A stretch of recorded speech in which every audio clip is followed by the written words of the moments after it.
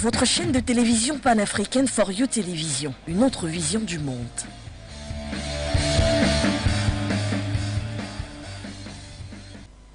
Bien le bonjour et bienvenue sur les antennes de For You Media Africa, dans le cadre du programme Votre avis compte qui vient dans le cours de l'actualité avec notamment le Mali. Le gouvernement de la transition a réagi à la question de souveraineté et bien sûr au menu du rendez-vous en réponse donc à la suspension de l'aide au développement public accordée par la France au Mali.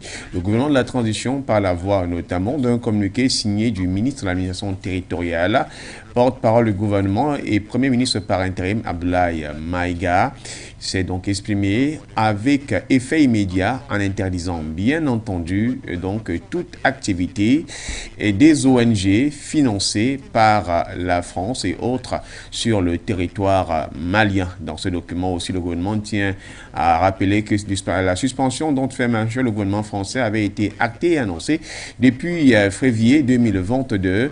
Il n'y a donc pas question de vouloir manipuler l'opinion nationale et internationale afin de présenter le Mali comme étant une mauvaise destination. Nous tenterons donc de comprendre toute cette question d'enjeu, cet aspect de souveraineté au cours de ce rendez-vous de Votre avis compte, édition du 23 novembre 2022. Bienvenue à toutes et à tous.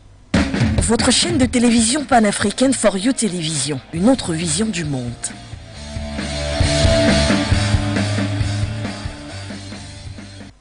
Et pour tabler sur la thématique, nous avons deux invités. L'un est avec nous en présentiel.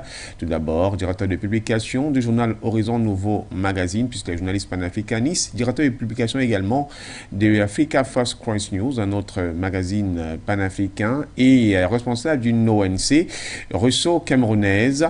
Il s'agit donc du doyen Kondo Pierre Clavet, qu'on ne présente plus, un habitué de ce plateau, mais également aussi des médias consultants donc de plusieurs chaînes internationales. DP, bonjour, bienvenue. Bonjour Florent, bonjour aux téléspectateurs et téléauditeurs de For You dans le monde et au-delà. Merci de me donner une fois de plus l'occasion de participer à ce programme qui sans doute devient un programme culte de notre chaîne. On espère bien sûr qu'il sera avec nous, puisqu'en attendant certainement de pouvoir se connecter et d'être avec nous, à moins que ce soit déjà le cas, nous aurons bien sûr la présence des nôtres de Chehelou Losana, qui est économiste et également analyste politique et panafricaniste, leader du projet panafricain Pyramide, et il est tout aussi coordinateur de la diaspora togolaise pour l'alternance et la démocratie. Et du côté, et bien sûr, du Canada. S'il est avec nous, on le prend, sinon on aura l'occasion de le présenter tout à l'heure et bien sûr d'échanger avec lui.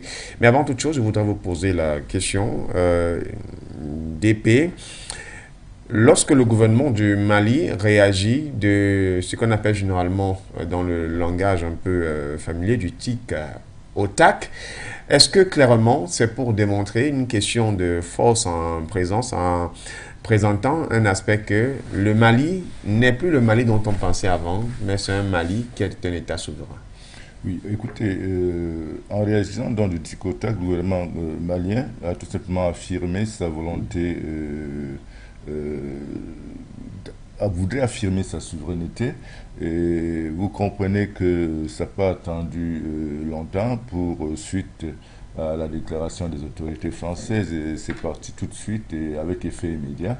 Ce que je remarque quand même, c'est que ce gouvernement malien s'attend à tous les coups bas et à toutes les misères que la France est prête à lui infliger dans le conflit ou alors la crise qui secoue leurs relations depuis la prise de pouvoir par le président Assimi Goïta. Je crois que tout le gouvernement malien et même tous les Maliens sont à l'unisson avec leurs dirigeants et sont prêts à répondre à tous les coups de la France comme avec autant de tact, avec autant de désinvolture que la France elle-même en fait preuve. Donc c'est une réaction qu'il faut saluer en faveur de l'Afrique libre, en faveur de l'Afrique souveraine. Je pense que là, chaque jour qui passe, les autorités maliennes marquent un point, et un point qui, à terme, certainement, pourra inspirer les autres pays qui manifestent plus ou moins cette volonté de sortir de la tutelle encombrante de l'Empire français. Et je crois que il y a des choses qui se passent ces derniers temps du côté du Mali et qui sont dans l'intérêt de toute l'Afrique, qui rêve davantage de souveraineté, de prospérité et de paix. On est donc bien sûr dans le respect de ce qu'avait souligné le Premier ministre par intérim, Abdoulaye Maïga, du haut de la tribune des Nations Unies, afin de stopper notamment la position, selon les discours paternalistes et condescendants. Effectivement, on en a un peu marre, on en a même pas un peu marre, on est fatigué de ces discours de condescendants, de ces discours paternalistes que la France entretient. J'ai suivi une vidéo qui a heurté ma sensibilité ce matin, dans laquelle un député RN français affirme, un jeune en plus, affirme que la France ne doit rien à l'Afrique. Il a osé faire l'inventaire des relations de la France à l'Afrique quand il te parle de 200 écoles ou de 500 maternités par rapport à ce que la France vole. Puis en Afrique, je pense que je suis arrivé à croire que l'opinion française est l'une des opinions les plus manipulées du monde parce qu'elle ignore totalement d'où proviennent les ressources qui entretiennent son bien-être sur leur propre territoire. Très peu de Français, à mon avis, et lorsqu'on voit un élu du peuple français tenir ce type de langage, on peut affirmer, sans risque de se tromper, que les Français ne savent même pas d'où vient l'argent de la France. Ils ignorent totalement que l'argent de la France est volé en Afrique pour assurer leur bien-être. Et c'est dommage. Donc, je crois que tel que c'est parti, il faudrait que d'autres pays en Afrique emboîtent simplement le pas du Mali. Mais ça se joue au niveau quand même du leadership au sommet de l'État. Parce que toutes les grandes mutations qu'on vient au Mali sont portées par une idéologie qui est partagée par les membres du gouvernement et à laquelle, à laquelle adhère la majorité du peuple malien. Et voilà pourquoi aujourd'hui le discours du gouvernement est cohérent et tous les Maliens adhèrent à ce discours parce que c'est une question de souveraineté nationale, une question de survie.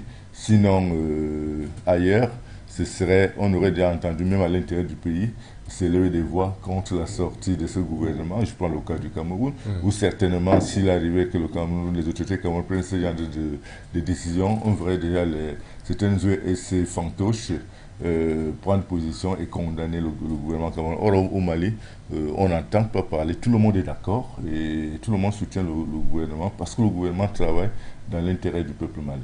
Et c'est une action certainement qui permet de pouvoir mieux aussi encadrer la politique intérieure d'un pays, à faire en sorte que celui-ci puisse éviter notamment des attaques ou des sortes de piques à lance qui pourraient nuire à son développement. Bien entendu, c'est même d'ailleurs l'objectif principal que sous-tend ce type de position. Parce que je continue à parler de la souveraineté. La souveraineté, il ne faut pas seulement voir la souveraineté à travers la gestion des affaires intérieures, mais il faut aussi voir la souveraineté même à travers la pensée, l'idéologie qu'on peut développer dans un pays pour justement se dégager d'une tutelle, comme c'est le cas avec l'Empire français. Je pense que le Mali est en train de tracer le chemin de son histoire à venir, le chemin de son futur. Et nous suivons avec beaucoup d'attention ce qui se passe au Mali, parce que certainement, et sans doute d'ailleurs, le gouvernement malien et les Maliens savent exactement où est-ce qu'ils mettent le pied et où est-ce qu'ils vont. Vous voyez, j'ai souvent eu à rappeler dans le cadre de programmes à la télé par exemple, qui voudrait qu'ils voient aux autres des amis.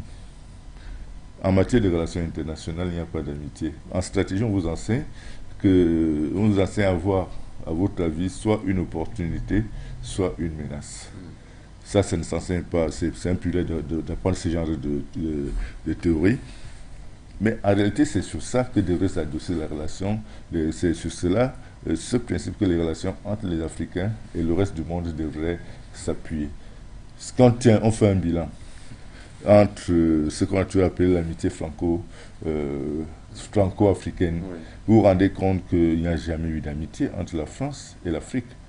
Non, non, non, non, il n'y a jamais eu d'amitié. L'amitié est un mot qui a été galvaudé, un terme qui a été galvaudé, mais en réalité, la France a utilisé ce mot-là pour piller sans contrepartie l'Afrique et terroriser même les dirigeants et les peuples africains. Vous comprenez?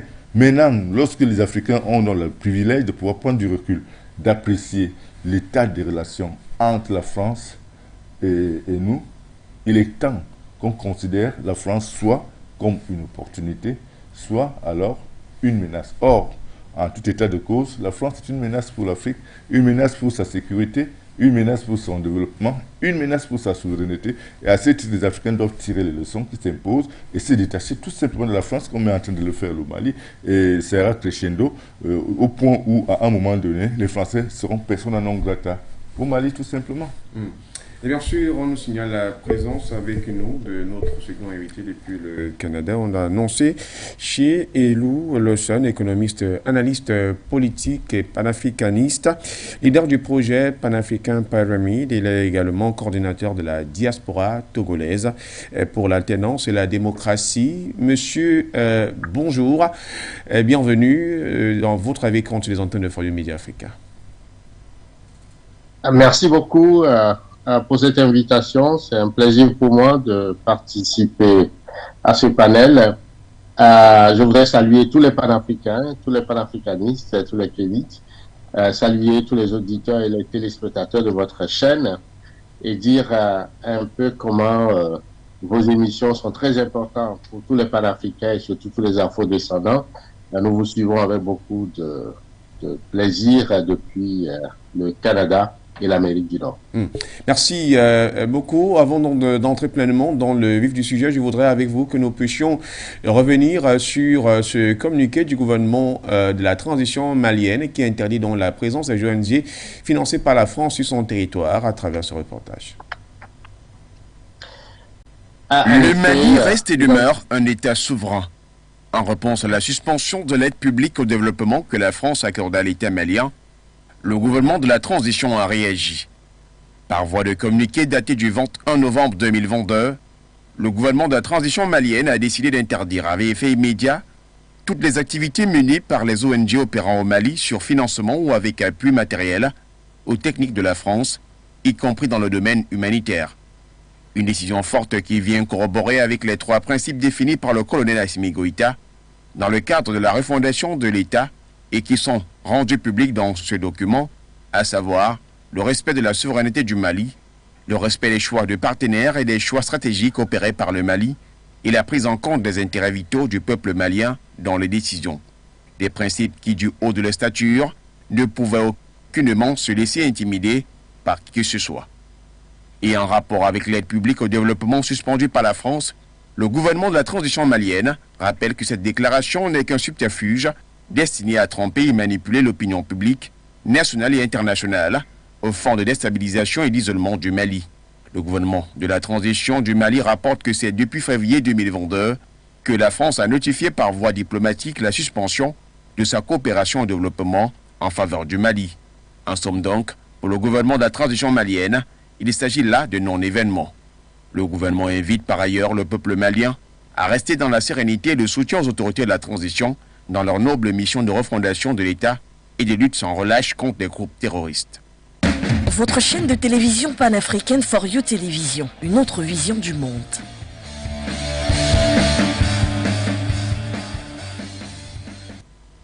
Voilà, chez Lawson, on revient donc à vous. La réaction du gouvernement malien en réponse donc à la suspension de l'aide publique au développement de la France via donc le pays de Modibo Keïta, le Mali, en retour, qui a interdit la présence des ONG financées par la France sur son territoire. Une actualité ou sinon un sujet de souveraineté qui vous intéresse et vous passionne énormément. Alors à travers justement cette action, comment est-ce que l'on devrait interpréter la position du Mali au regard de la géopolitique? Chez Oluson? Je pense que, en toute évidence, la réaction du gouvernement malien est tout à fait à propos, dans la mesure où, quand vous analysez les termes de cette déclaration, vous vous rendez compte d'abord que c'est, comme le gouvernement l'a si bien dit, c'est un non-événement. Non-événement en termes de temps, parce que cette décision-là a été prise depuis février 2022, et il faut replacer le contexte.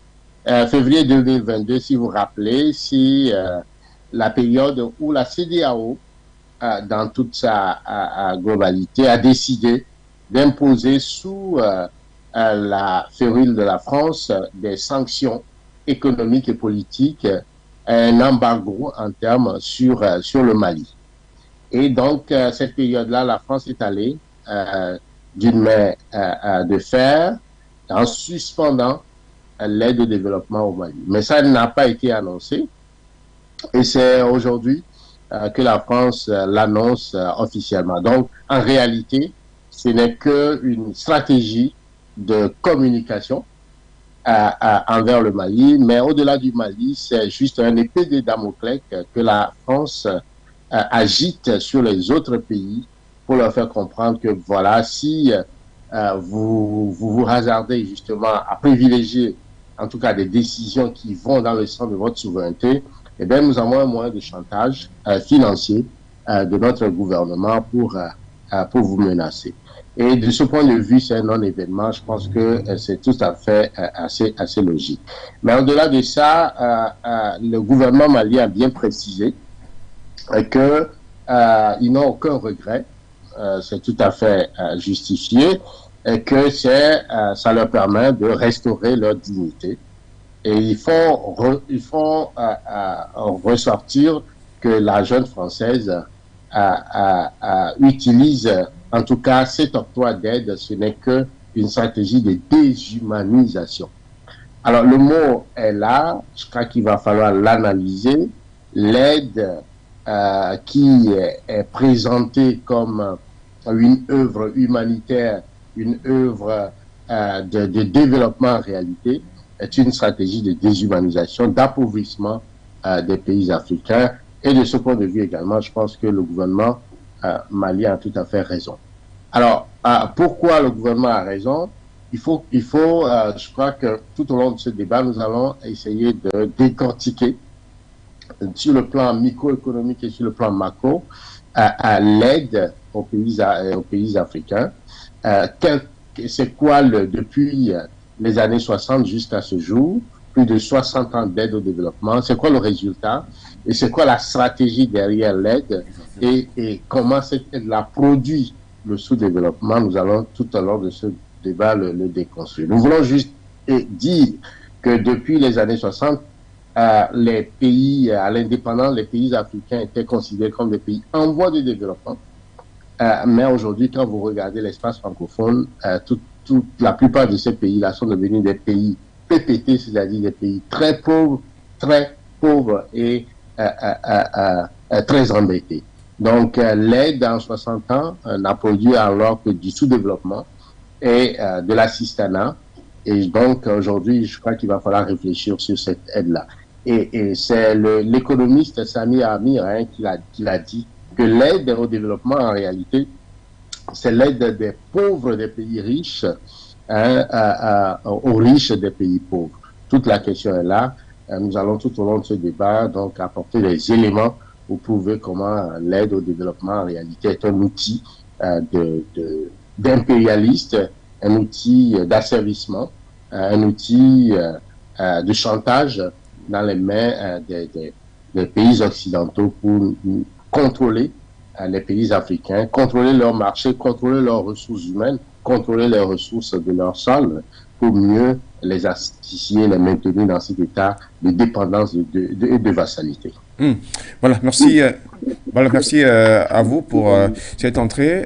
Depuis quand on est en train de parler de cela, de cette aide au développement qui, en réalité, devait aider les pays africains. Chez Louis Lawson, de sa poursuite d'économiste, fait comprendre clairement que quand on regarde l'espace francophone africain, pratiquement rien. Dans les années 60, où les indépendances avaient été proclamées ou bien annoncées, il était question que les pays africains soient en voie de développement. Et certainement dans vos travaux justement de journalistes panafricains, il apparaît clairement qu'il s'agit d'une aberration que la France justement a présentée aux yeux du monde. Vous savez, la France est un pays extrêmement dangereux. Un pays qui ne vaut même pas la peine d'être considéré comme un partenaire. Je donne raison à Aimé Césaire qui déclarait que la malchance de l'Afrique, c'est d'avoir rencontré la France sur le chemin de son histoire. Parler de développement dans les pays francophones, avec le franc CFA, ce n'est pas possible. Ce n'est pas possible. Vraiment, ce n'est pas possible. Parce que l'Afrique ne peut pas s'industrialiser avec le franc CFA. C'est une réalité. Imaginez, vous achetez du matériel industriel en devises. Et ces devises, on impute la moitié et l'autre moitié arrive à des stocks. C'est celui que vous achetez 2-3 fois plus cher. Nous sommes d'accord là-dessus? Comment est-ce que vous voulez donc qu'un pays qui n'a pas d'industrie puisse se développer? Ce n'est pas possible. La France a mis en place un système qui empêche l'Afrique de se développer et sur plusieurs plans. La France empêche l'élite africaine francophone de se servir de son cerveau. Parce que la France a pris le cerveau de l'élite francophone en otage à travers l'influence des écoles philosophiques, de son obédience. Ce n'est pas la même chose pour les espaces anglophones, lusophones et autres, où les puissances colonisatrices se sont retirées une bonne fois pour toutes. La France a mis en place des mécanismes criminels, génocidaires, pour empêcher l'Afrique de se développer. On peut parler de la monnaie, on peut parler de l'éducation, on peut parler de la diplomatie, on peut parler de beaucoup de choses, même de la sécurité, et même de la simple coopération technique. Parler même d'aide au développement. L'aide au développement est tirée de quelles ressources françaises? L'aide au développement est simplement tirée des comptes d'opération de notre propre argent qu'il recycle sous forme d'aide, mais en réalité c'est des dettes. Ce n'est pas une aide. On s'endette à travers l'aide au développement et en s'endettant, nous restons malléables et pauvres. Et nous dictent leurs lois, justement, parce que nous leur sommes redevables. Lorsque vous avez un créancier, quelle est votre posture quand vous le voyez? Vous tremblez quand même. Naturellement. Et vous avez peur que vous réclame son argent. Vous utilisez les stratagèmes afin de pouvoir voilà. lui éviter. Et le temps que l'Afrique passe à chercher ces stratagèmes, à les développer, empêche l'Afrique de développer des programmes, de construire des programmes de développement.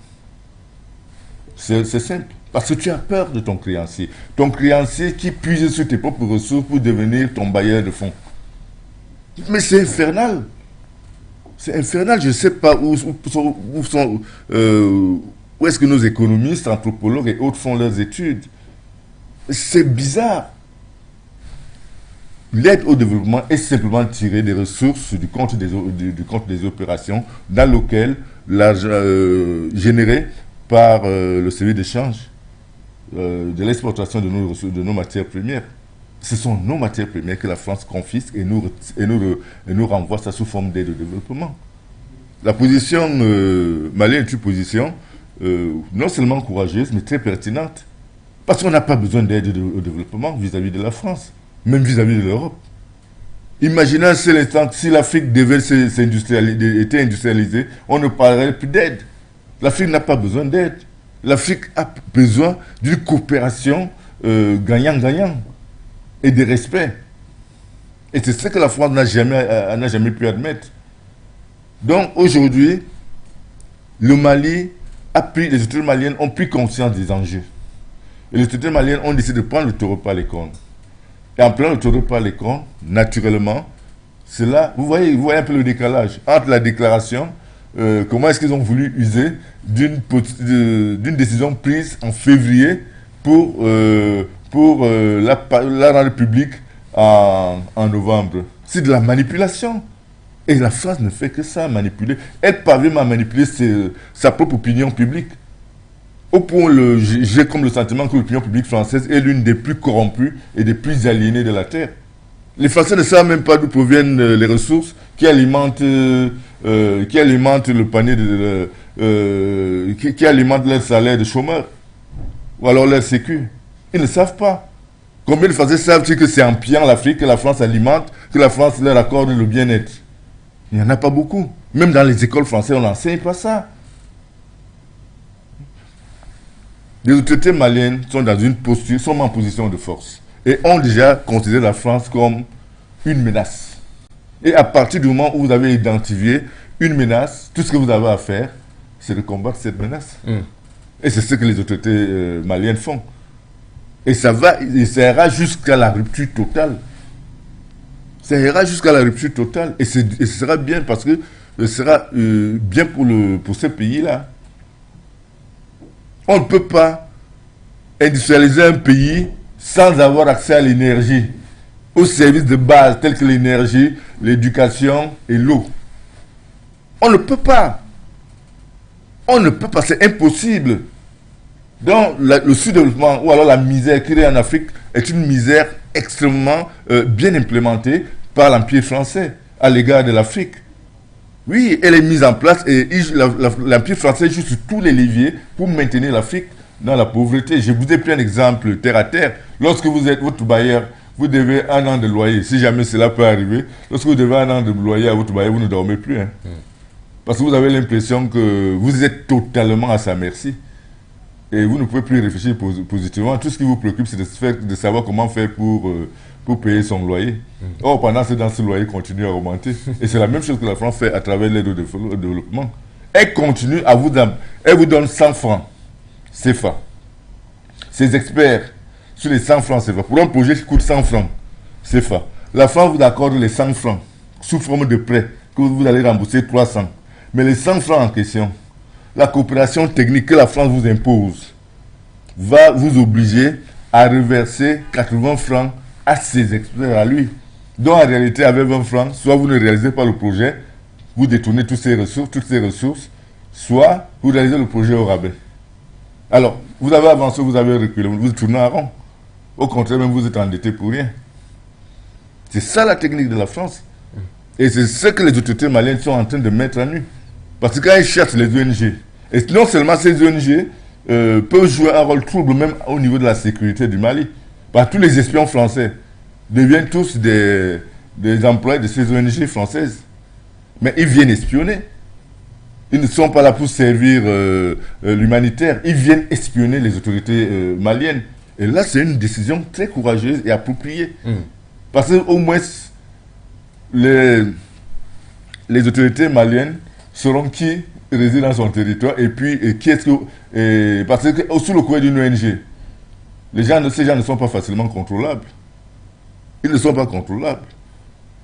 Pourtant, désormais que les ONG financées par la France ne sont plus autorisées à opérer sur le sol malien, c'est une très bonne nouvelle. Ça va impacter même sur la sécurité.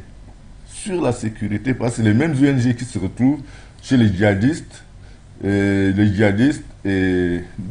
du côté contrôlé par l'armée malienne. Donc tout au moins cela, elles ne pourront plus donner les positions de l'armée malienne à leurs amis djihadistes qui occupent une partie du territoire malien. Chez Olu Lawson, venons donc à vous et allons comprendre justement cette aberration de l'aide au développement. Vous avez donné une définition aujourd'hui de notre économiste qui parlait notamment de l'aide des pays pauvres envers les pays riches et des pays riches envers les pays pauvres. Permettez-nous un peu de comprendre ça sur le plan beaucoup plus facile pour nos téléspectateurs et les auditeurs, puisque le jargon est technique et nous vous suivons. Alors, tout à fait. Avant de commencer, permettez quand même que nous précisions les termes. Avant de pouvoir donner la définition de l'aide, il faut quand même nuancer. Il faut nuancer. Quand on aborde la question de l'aide, il ne faut pas juste, la résumer à l'aide française, puisque quand vous voyez le panorama de l'aide, vous allez voir que la France vient pratiquement en 4e position sur le continent. Donc l'aide, essentiellement, ça provient des États-Unis, Ça provient du groupe qu'on appelle le groupe de la Banque mondiale. Ça provient de l'Union européenne en général. Ça provient également de la Grande-Bretagne, de la France et d'autres pays. Et donc, quand vous essayez d'isoler, toute chose égale à par ailleurs, la part de la France dans cette aide globale qui est donnée à l'Afrique, elle n'est pas aussi importante. Donc, quand on analyse la question de l'aide, il faut être un peu nuancé pour ne pas résumer cela à ce que fait la France, qui est tout à fait détestable. On viendra tout à l'heure là-dessus. Alors, en termes de définition, il faut, comment la France elle-même définit l'aide. C'est quand vous allez sur le site de l'Agence française pour le développement, AFD, c'est écrit que l'aide au développement, souvent, est appelée aide publique au développement, et l'ensemble des financements favorisés, apportés par les acteurs publics des pays les plus favorisés pour améliorer les conditions de vie des pays les moins favorisés. Et ça comprend les prêts au taux avantageux et les dons. Voilà, c'est comme ça qu'ils le définissent. Donc, si on parle de cette définition, eh bien, l'aide, d'abord, la plus grande partie, c'est des prêts. C'est des prêts, même si les taux sont avantageux. Quand on prête à un pays qui est très, très pauvre, qui n'arrive pas je dirais, à boucler son budget, déjà, il part avec un a priori d'endettement. Tout à l'heure, nous allons aussi parler de l'endettement. Donc, en réalité, l'aide n'est pas de l'aide puisque c'est des prêts généralement. Et ces prêts, quand vous voyez un peu comment ça se décline en termes de granularité, il n'y a que 45% qui vient des gouvernements. 16% vient pratiquement de l'ONU. Et plus de 60% de cette aide-là est donnée par ce qu'on appelle le groupement de la Banque mondiale. Qu'est-ce que c'est? En réalité, c'est que les pays riches se sont organisés et avant de donner, pour donner directement cette aide-là, en guillemets, aux pays africains, ils passent par les institutions de Bretton Woods, qui sont la Banque mondiale et les FMI, qui sont les deux institutions qui ont été créées après donc la Deuxième Guerre mondiale. Donc, au lieu de donner directement, ils le déposent à la banque. C'est comme si vous êtes pauvre, vous êtes en situation de détresse, vous venez vers moi pour pouvoir vous prêter de l'argent. Au lieu de vous le donner directement, ben je dis, je veux bien, mais je vais aller déposer cet argent dans une banque et vous devez négocier avec cette banque-là. Et une banque est une banque, avec toutes les conditions nécessaires. Et donc, vous devez faire un dossier, vous devez prendre des garanties, si jamais vous ne payez pas, et la banque vous impose un taux, et donc vous devez dealer avec cette banque-là. Vous voyez, et donc la plupart de ces pays africains sont très endettés vis-à-vis donc de la Banque mondiale ou du FMI, qui reviennent aussi quand vous n'arrivez pas à vous endetter, quand vous n'arrivez pas à vous payer, à payer la dette, vient refinancer encore la dette. Vous voyez? Et donc, vous rentrez dans un cycle de dette où le service, ce qu'on appelle en économie le service de la dette, c'est-à-dire que quand vous êtes endetté, vous avez des périodes pour payer. Et quand vous ne payez pas, eh bien, vous avez des pénalités. Et ces pénalités-là viennent encore engranger le capital de la dette. Et donc, vous prenez dans un cycle où vous n'arrivez pas à payer le capital, mais le taux d'intérêt fait en sorte, et les pénalités font en sorte que la dette se décuple, se multiplie, et donc vous êtes complètement enseveli. Et c'est ce qui explique que depuis l'indépendance, les pays africains sont partis alors de la situation des pays en voie de développement, et aujourd'hui ils sont des PPTE, c'est-à-dire des pays pauvres très très endettés. Et donc nous sommes dans un système où à chaque fois il faut soit refinancer la dette, ou soit essayer de les créditer quelques millions de dollars pour essayer de les ramener encore à la surface parce que quelque part, avec ce train-là, eh bien, ils vont s'enfoncer davantage. Alors, l'intérêt pour ces pays occidentaux, c'est quoi? Ben, ça leur permet d'avoir accès aux parts de marché, tout simplement. Parce que quand vous n'arrivez pas à payer, eh bien, il faut gager les ressources de votre pays. Donc, ils ont accès aux ressources du pays, ils ont accès aux parts du marché, ils ont accès à la politique, aux décisions structurelles de votre pays, et c'est ce qui a amené, par exemple, au début des années 80, les programmes d'ajustement structurel qui ont pris la main sur les pans de l'économie en termes de privatisation des entreprises stratégiques et souveraines des pays africains, sur la masse salariale, décidée par exemple de privatiser tel aspect, sur l'éducation qui est fondamentale pour le développement des pays africains, de pouvoir mettre au chômage des enseignants, le système de santé. Bref, les pays africains ont reperdu complètement sur le plan économique leur indépendance, et le pays en réalité ne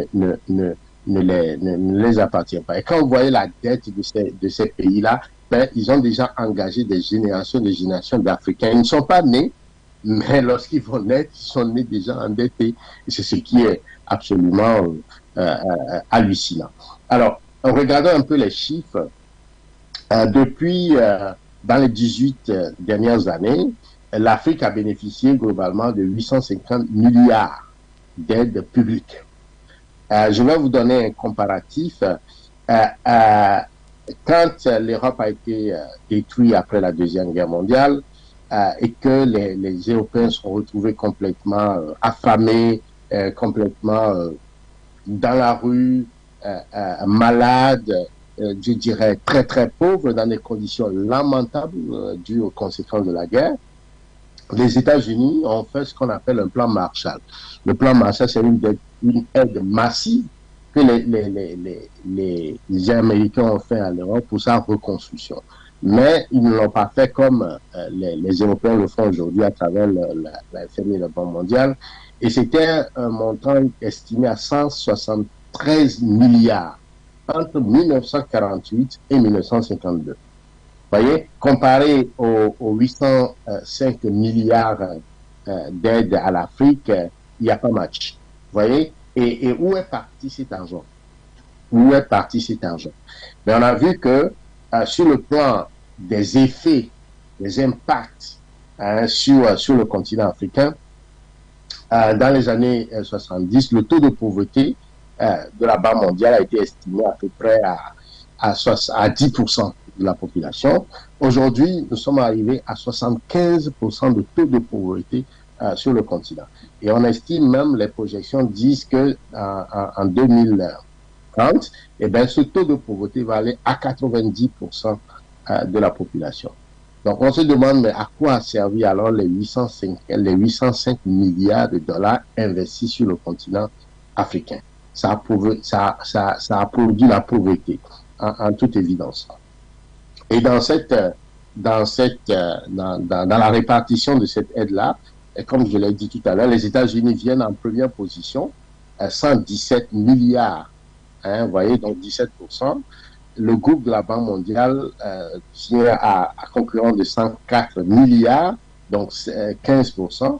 L'Union européenne à 64 milliards, donc 19%. La France est en quatrième position, 42 milliards avec 6%. Donc, c'est pourquoi je disais tout à l'heure qu'il faut mettre les choses un peu en perspective pour ne pas tout réduire donc à la France.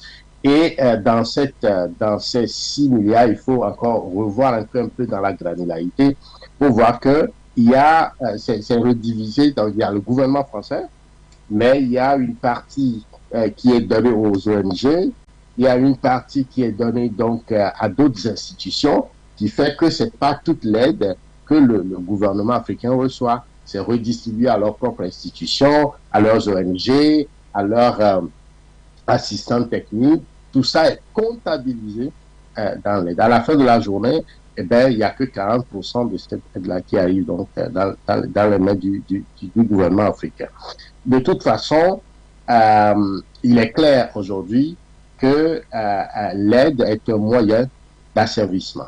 Et spécifiquement dans le cas français, étant donné que nous sommes dans une zone de francs CFA et que la France a la planche à billets, en réalité, et mon collègue panéliste l'a dit tout à l'heure, est que la plupart des transactions que font les pays africains quand ils vendent leurs ressources minières passent par les comptes d'opération françaises et donc 50% est déposé dans les comptes opérationnels. En réalité, il y a certains pays qui font plus ou moins mieux que d'autres pays. Et donc, quand ces comptes d'opération sont là, supposons il y a la Côte d'Ivoire, il y a le Togo, il y a le Burkina et le Mali, eh bien, si c'est la Côte d'Ivoire qui fait un peu mieux, on replace donc cet argent sur les marchés financiers et même si c'est à 1%, il y a toujours des ristournes positives. Et donc, on reprend ce que la Côte d'Ivoire fait de mieux et on le redonne au Togo ou on le redonne au Mali.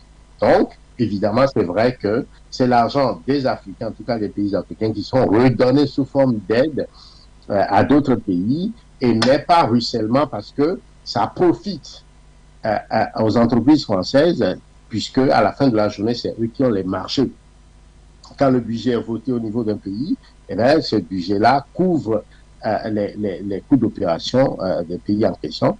Et quand ils font des appels de marché, ces appels de marché reviennent à des entreprises françaises qui rapatrient cet argent en termes de bénéfices à la fin de leurs opérations. Et donc, ça laisse les pays africains complètement... on leur donne l'argent d'une main, on le reprend de l'autre, et on les laisse avec une dette, puisque de toute façon, eux, ils doivent payer la dette.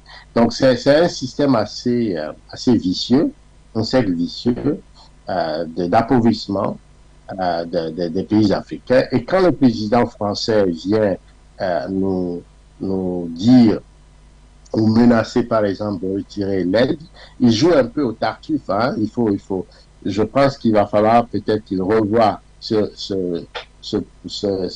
pièce théâtrale de Molière qui a été publiée en 1906, hein, où Tartuffe joue vraiment à la tartufferie en réalité. C'est-à-dire que c'est de l'hypocrisie, on vient se moquer de vous, se moquer de votre intelligence, alors qu'on sait bien pertinemment qu'on vous fait du mal et que cette aide-là ne va jamais vous permettre de vous développer.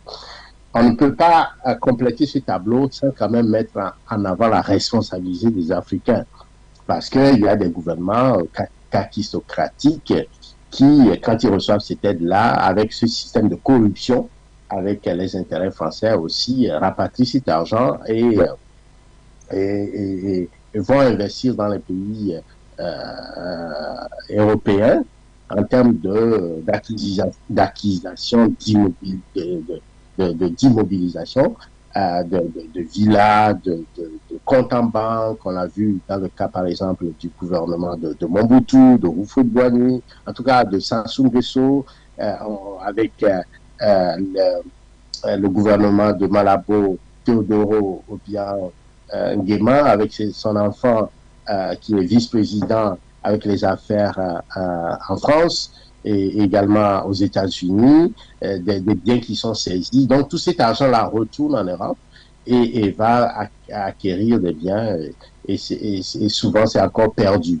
Donc, nous sommes dans un jeu de tartufferie, nous sommes dans un jeu assez un peu bizarre où, à la fin de la journée, on considère les Africains que c'est des gens qui ne réfléchissent pas beaucoup, avec qui on peut jouer, qui sont un peu attardés, avec qui, bon, voilà, on peut jouer comme du pipeau, sans que ces gens-là ne soient pas capables eux-mêmes de s'autodéterminer, de poser les vraies conditions. Et c'est ce que fait aujourd'hui le gouvernement malien, en décidant avec ces trois principes de pouvoir, le principe de la souveraineté, le principe de choix stratégique et de choix de partenaires, et le principe de prise en compte des intérêts vitaux des Maliens, ce qui est absolument formidable que nous devons apprécier et soutenir. De toute façon, in fine, la question d'aide est un problème sérieux et le capitaine Sankara l'avait posé au cours d'une réunion de l'ONU, de l'OUA, pour dire que il va falloir que les Africains réfléchissent sur la notion de la dette et qu'on décide de ne plus payer parce que les Occidentaux ont une dette de sang, une dette financière vis-à-vis de nous, puisque la question de la colonisation n'est pas encore soldée, la question de l'esclavage n'est pas soldée, et tout cela, c'est des Africains qui ont constitué, je dirais, le capital de base du capitalisme actuel. Quand vous voyez les États-Unis, quand vous voyez l'Europe, toutes ces grandes entreprises, quand vous fouillez et que vous remontez dans l'histoire, leur capital provient de l'esclavage et ça, personne n'en parle.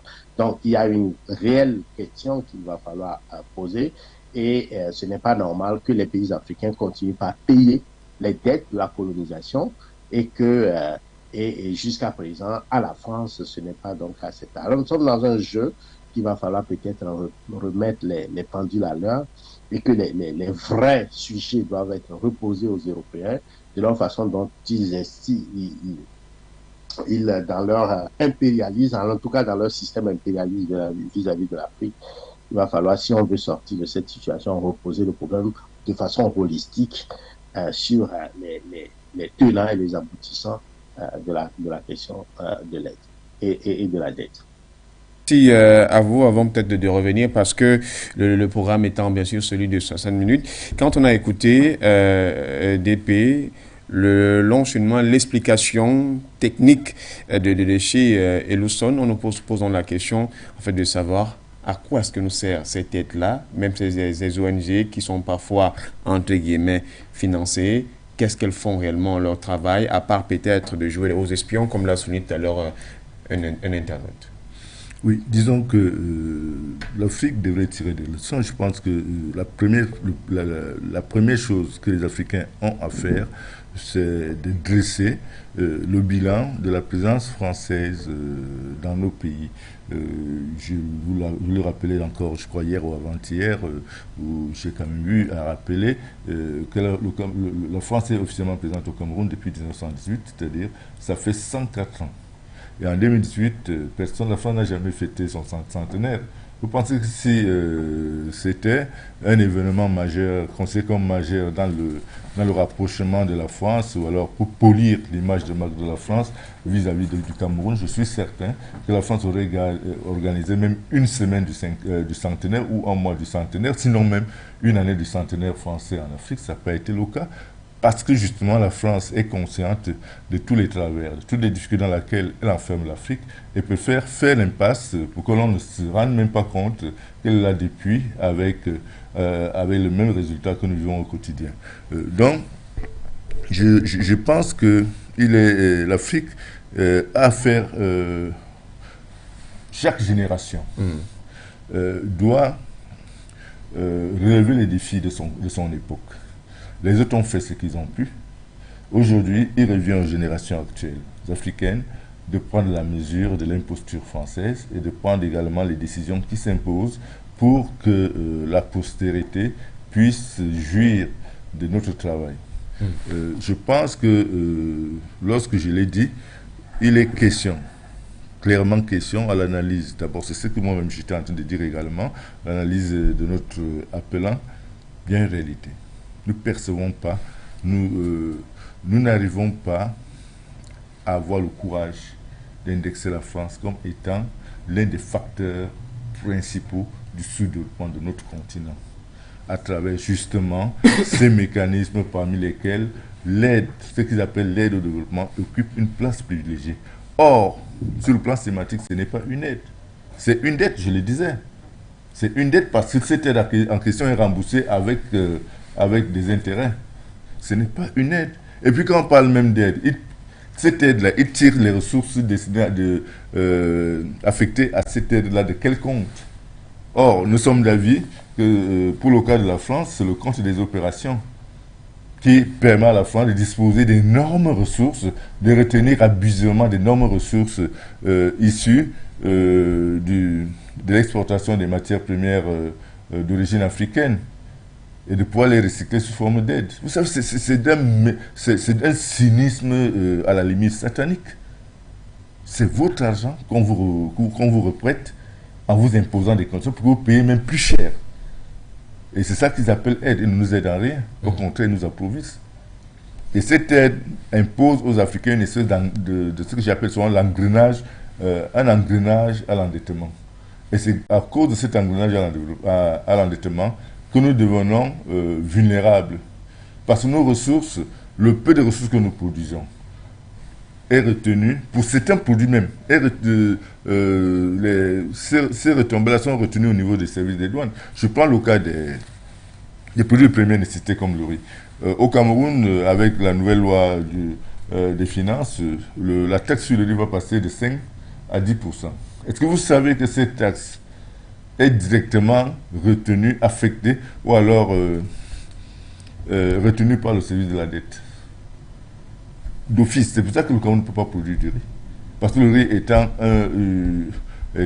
un produit de première nécessité, si on le produit, le FMI et la Banque mondiale ne pourront plus avoir un gage pour leur remboursement parce qu'il est prioritaire. Et désormais, on passe à 10%.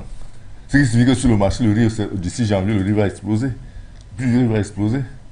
Pourtant, on a des terres arables.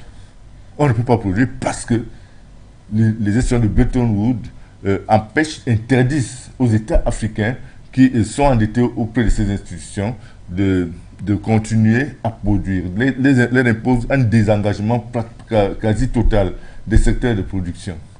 C'est pour ça que vous avez vu, il a fait allusion au fameux programme d'ajustement structurel. C'est un instrument extrêmement cynique et criminel que l'Occident utilise pour maintenir l'Afrique dans le sous-développement. Je prends le cas du riz, qui va dans la taxe sera prélevée, et cette taxe-là est prélevée automatiquement à l'entrée sur le territoire camerounais et directement reversée dans le service de la dette pour rembourser justement ces fameuses aides de développement et tous ces endettements et toutes ces ressources qui n'ont à la limite servi à rien en faveur du développement de notre pays ou alors de notre continent. Et c'est la même chose dans tous les pays francophones. Vous voyez, il faut essayer de rentrer dans ce jeu de chef pour chercher à comprendre ce qui se passe, pour réaliser en fin de compte qu'il est difficile pour les pays africains francophones de se développer. Il est même presque impossible pour les pays africains francophones de se développer. Prenons le cas seulement, je le répète chaque fois que j'en ai l'occasion, prenons le cas d'un pays comme le Botswana. Il y a 10 ans, le Botswana n'était pas en foudre de guerre. Mais aujourd'hui, le Botswana a pris juste une décision. La transformation totale en produit fini de son diamant sur le territoire botswanais.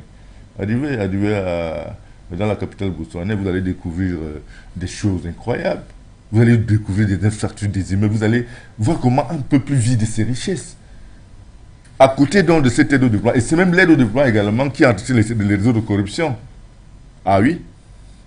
Puisque cet argent-là, celui qui donne cet argent ne voudrait même pas que cet argent-là serve effectivement au développement. Donc il encourage les hauts fonctionnaires à voler cet argent et à le renvoyer dans son pays. Pourquoi est-ce que vous pouvez parler des biens mal acquis alors que lorsque les gens viennent acheter ces biens sur votre territoire, sachant très bien que c'est l'argent que vous avez donné à ces pays, vous ne refusez pas de leur vendre ces biens? C'est de la fourberie. C'est de la fourberie. Donc, c'est un mécanisme savamment mis en place par les pays occidentaux, d'une manière générale, les clubs de Paris, les bailleurs de fonds, tous ces bailleurs de fonds-là, pour empêcher l'Afrique de se développer et d'asseoir sa souveraineté économique. Et le VRP de ces démarches, je le dis et je le répéterai toujours, c'est la France. Tant que la France nous imposera le franc des colonies françaises d'Afrique, parce que la France est un empire, ce n'est pas une république. Tant que la France nous imposera l'utilisation de cette monnaie de singe, nous ne pourrions jamais nous développer. Nous ne pourrions pas construire des infrastructures de communication, nous ne pourrions pas construire des infrastructures électriques, nous ne pourrions pas construire, bref, nous ne pourrions jouir d'aucune autonomie sur le plan économique. Et nous allons continuer à subir le sous-développement, et à force de subir une situation donnée, on finit par s'accoutumer. Et lorsqu'on se serait déjà seulement accoutumé, on va se résoudre, nous allons nous nous allons nous résigner à vivre notre pauvreté au quotidien, sans grincement dedans, parce qu'on sera habitué à vivre comme des pauvres, comme des gueux. Et c'est là où nous en sommes, parce que l'impact de cette situation, lorsqu'elle met du temps, c'est que les peuples finissent par s'habituer et les peuples perdent cet amour propre ou alors cette volonté de mieux s'accomplir s'érode et finalement les peuples se soumettent à leur maître. C'est un peu comme le fameux syndrome de Stockholm. Et c'est là où nous en sommes même déjà là. Une fois de plus, il faut saluer les autorités maliennes parce qu'elles ont vu venir et elles ont décidé de changer la donne. Et aujourd'hui, je suis certain que si ces gens passent 5 ans à la tête du Mali, au bout de ces 5 années, le Mali ne sera plus ce qu'on raconte là. Chez Élu Lawson, nous sommes arrivés au terme de l'émission parce que le temps, bien sûr, imparti n'est que celui de 60 minutes, mais on vous donne quand même une poignée de minutes de pouvoir tenter de nous donner des arguments qui pourront entrevoir une sortie ou bien un détachement de l'Afrique de cette question d'aide publique en attendant de voir notre programme beaucoup plus élargi pour entrer en profondeur sur la question parce que votre copanéliste sur le plateau, au regard justement de ce que fait la France sur le continent africain, jusque cela va devenir quasiment difficile. Il faudra avoir un sursaut d'orgueil, un peu comme l'a fait le Mali ou le fait actuellement le Mali, en une poignée de minutes pour que vous tentiez à peu près nous donner quelques grandes lignes, s'il vous plaît. Tout à fait. Je pense que le Mali est sur la bonne voie. Il va servir donc d'exemple, en tout cas, à toute l'Afrique. Et si la France doit sortir justement de son jeu de tartufferie pour comprendre qu'on ne peut pas d'une main suspendre l'aide au développement et de l'autre main, garder les comptes d'opération du Mali à Paris. On fait semblant de le transférer à la BCAO, la BCAO c'est encore qui? C'est à la France, c'est Macron. Et dire qu'on est en train de suspendre. Donc, pour être juste, il va falloir peut-être que la France pense rapidement à transférer au Mali tous les avoirs qu'elle dispose au niveau de ses comptes d'opération et que le Mali ait accès à cela et que cette stratégie de le bloquer à travers l'UEMOA et que tout ce dispositif soit levé. Cela présuppose, bien évidemment, pose le problème donc du franc CFA et on ne pourrait pas continuer par garder le franc CFA comme monnaie nazie parce que ça empêche réellement le développement du continent, surtout quand on les garde en des blocs séparés. Le franc CFA camerounais ne peut pas acheter les acheter au Togo, par exemple, et qu'il n'y a pas de transférabilité entre les deux zones. Tout ça, c'est des égouts d'étranglement de ces pays-là qui empêchent le développement. Donc, si on veut vraiment aider l'Afrique, qu'on se débarrasse du franc CFA, en tout cas qu'on permette aux Africains de disposer de leur propre monnaie puisqu'ils ont cette contrepartie qui est la garantie, qui est l'or. Le Mali est producteur d'or et donc le Mali, avec d'autres pays africains, sont capables quand même de pouvoir garantir leur monnaie. C'est la première chose, en tout cas, que je dirais. La seconde chose, c'est une fois que nous avons fait le constat, je crois qu'il y a une partie de la responsabilité qui incombe aux Africains. On ne peut pas se satisfaire de cette situation et même en profiter, en tout cas l'élite africaine en profiter, puisqu'on remarque que dans toute cette situation, c'est 90% de la population qui est dans la pauvreté et une certaine élite tire son épingle du jeu puisqu'ils vont aller pouvoir transférer à travers un système de corruption les avoirs dans les pays dans les pays occidentaux. Donc il y a une responsabilité des élites africaines et ils n'ont pas suffisamment le courage de pouvoir sortir de cela, et je pense que on ne peut pas nous sommes, la nature est si faite. Hein. On ne peut pas empêcher. Je crois qu'il y a un problème africain qui dit que quand le lion se lève, il sait qu'il doit courir pour pouvoir avoir accès à sa proie. Et quand l'antilope se lève le matin, il sait aussi qu'il doit courir. S'il ne court pas, eh bien, il va être mangé. Donc, il y a une stratégie que les Africains doivent mettre en place parce que ces Occidentaux n'ont pas beaucoup de ressources dans leur sous-sol. Et pour pouvoir survivre, ils vont aller vers la prédation. Et c'est à nous également, étant donné que tu as si bien fait les choses, que c'est l'Afrique qui dispose toutes les ressources, en tout cas la grande partie des ressources énergétiques, des ressources minières dans son sous-sol.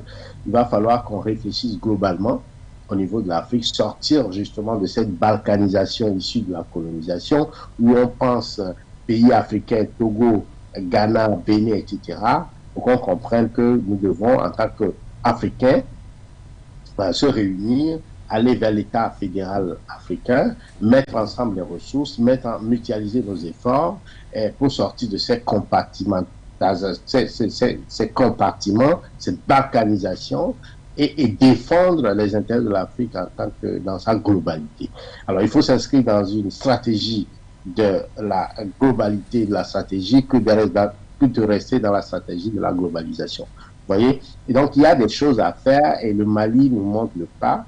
Et je pense que les gouvernements africains doivent réfléchir dans leur globalité à cette stratégie-là, beaucoup plus que de rester dans leurs enclos coloniaux de penser au développement. Et enfin, la question d'éducation. C'est très aussi important. Lorsque nous subissons l'éducation de la France et qu'on nous forme d'une certaine façon, on nous donne un certain profil, bien évidemment, quand nous finissons nos études, la licence ou la maîtrise, tous les Africains veulent partir et aller faire leurs études à l'extérieur. Et après leurs études, les meilleurs, il y a les cerveaux, on garde les cerveaux, et nous sommes formés par le continent, depuis l'école primaire jusqu'à l'université, mais aujourd'hui, par exemple, moi, je suis au Canada, toute mon énergie, tout mon travail, c'est pour le Canada. Donc, c'est comme ça pour la plupart de tous les cadres africains, les meilleurs d'ailleurs. Et ceux qui reviennent au pays sont obligés de pouvoir se plier les chines à ce gouvernement de corruption compte tenu justement des intérêts en jeu, la peur ou la peur d'être mis en prison ou tué ou tout simplement pour pouvoir assurer ses propres intérêts. Donc ça fait qu'à la fin de la journée, c'est la population africaine qui est abandonnée. Donc il y a une réflexion à faire au niveau des intellectuels aussi pour d'une certaine manière faire un sursaut comme le font le gouvernement malien et se redéfinir en termes de comment protéger nos propres intérêts, comment réfléchir autrement et les Occidentaux ne le feront pas à notre place, ils seront toujours dans la prédation. C'est de bonne guerre, c'est à nous de les contrecarrer ou en tout cas les amener à des contrats gagnant-gagnant pour les deux parties et eux ils ne défendront jamais notre cause, c'est à nous de défendre la cause. C'est comme ça que je vois la chose d'une certaine manière et on ne pourrait pas toujours accuser les Occidentaux sans que nous-mêmes nous ne ressortions pas nos responsabilités, comment nous arrivons à faire les choses. Et je ne terminerai pas ces propos sans citer le feu Nusiré Kalala Omutunde qui nous parle de la volonté de puissance.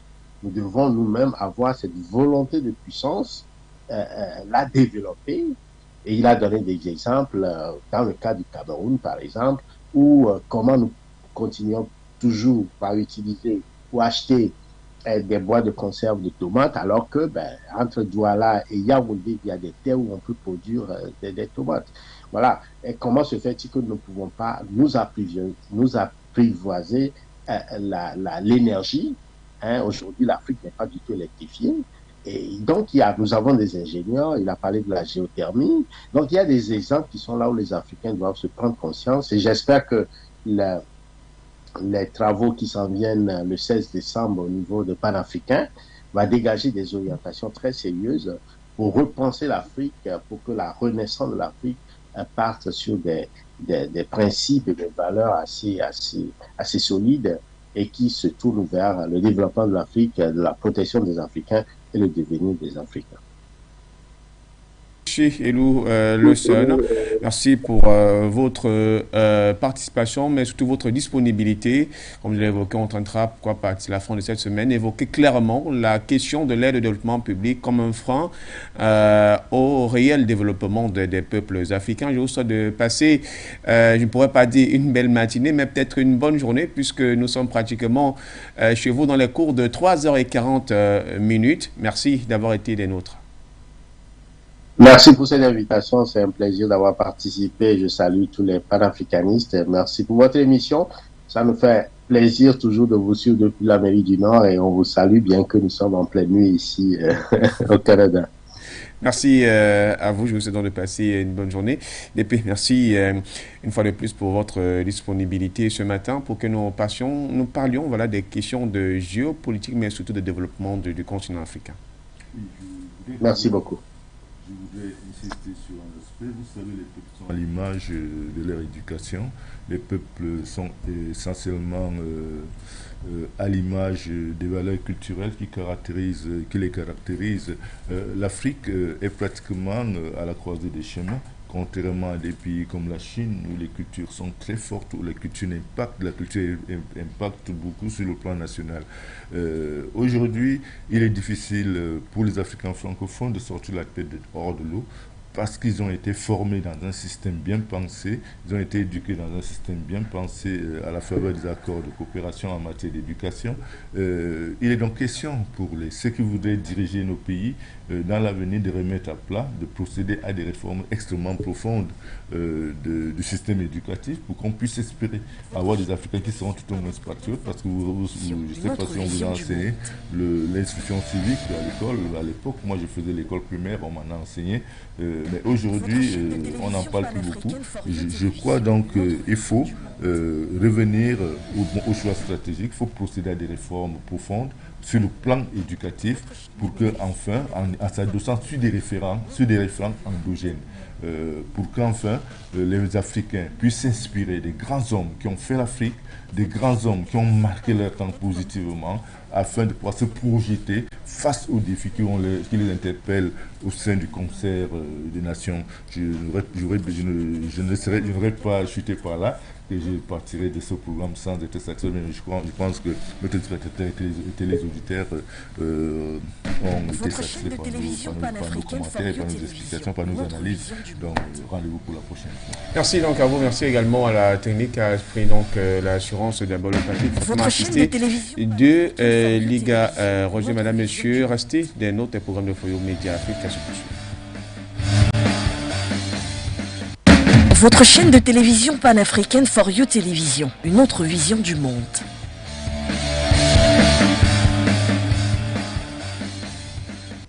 Votre chaîne de télévision panafricaine